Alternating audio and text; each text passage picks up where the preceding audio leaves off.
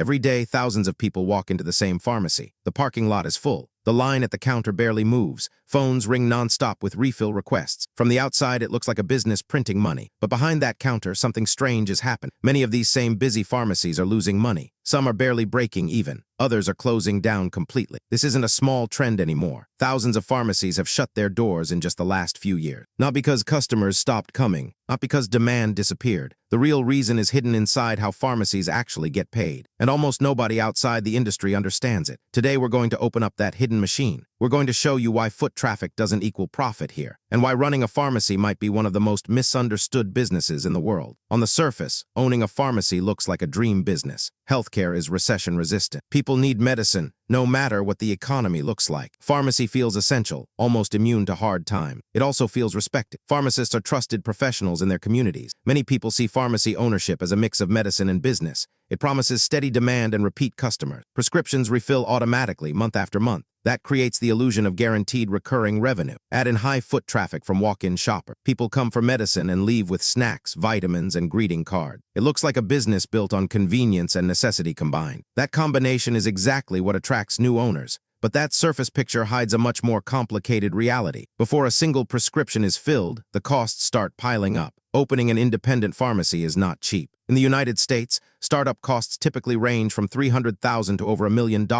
That number depends heavily on location, size, and inventory needs. A big chunk goes into leasing or buying retail space. Pharmacies need visible, accessible locations with steady traffic. That means paying premium rent in busy areas. Then comes the build-out. Shelving, counters, refrigeration units, and security systems all cost money. A functioning pharmacy also needs specialized software for prescriptions and insurance billing. That software alone can cost thousands per month. Then there's inventory. Drug inventory alone can require $100,000 to $300,000 up front, and that inventory constantly needs to be restocked. Now add licensing. A pharmacy needs a state pharmacy license just to legally operate. It also needs a DEA registration to handle controlled substances. Every pharmacist working there needs an individual state license too. On top of that, pharmacies must pass strict facility inspections. Insurance is another major cost, covering liability, theft, and professional risk. Then there's staffing before you even open. Pharmacists require 6 or more years of specialized education. Their salaries are high, often over $100,000 a year. That's before hearing technicians, cashiers, and support staff. This isn't a business you casually start with a small loan. It's a heavily regulated, capital-intensive operation from day one, and getting approved to even open one isn't guaranteed. Now let's talk about how a pharmacy actually makes money. Most people assume the profit comes from selling medicine. That assumption is almost completely wrong. Prescription drugs are the core service, but not the main profit driver. Here's why. Pharmacies don't set their own prices for most prescriptions. Instead, they get reimbursed by insurance companies and pharmacy benefit managers. These middlemen are known as PBMs. PBMs negotiate how much a pharmacy gets paid per prescription. That amount is often barely above the pharmacy's own cost. Sometimes it's even below cost. This is called an underwater claim. It means the pharmacy loses money every time it fills that prescription. Yes, you read that correctly. Filling a prescription can sometimes cost the pharmacy money. Generic drugs are usually where margins exist, but they're getting thinner. Brand-name drugs often carry razor-thin margins, sometimes under 5%. And PBMs can change reimbursement rates with little warning. There's also something called a DIR fee. This is money PBMs claw back from pharmacies months after a sale. It happens after the transaction is already completed. Pharmacies often don't know the final profit on a sale until much later. That makes real-time cash flow incredibly hard to predict. So where does real profit actually come from? It comes from the front of the store. Over-the-counter medicine, vitamins, and personal care items carry higher margins. Snacks, greeting cards, and seasonal items can hit 40 to 50% margin. Photo services, vaccinations, and health screenings also help. Many pharmacies now offer flu shots and basic health testing. These services often pay better than prescription dispensing itself. In many independent pharmacies, the front store subsidizes the pharmacy counter. That's the biggest secret hiding behind that busy prescription line. The medicine draws people in. The retail shelf keeps the lights on. Now let's talk about where all that money quietly drains away. Rent is a constant, unavoidable expense in a prime location. Utilities for refrigeration and lighting add up fast. Insurance premiums for liability and theft protection are high. Pharmacist salaries alone can consume a huge share of monthly revenue. Technician wages and benefits add another significant layer. Inventory carries hidden risk too. Drugs can expire before they're ever sold. Expired medication must be destroyed, which means pure financial loss. Overstocking to avoid shortages often leads straight to waste.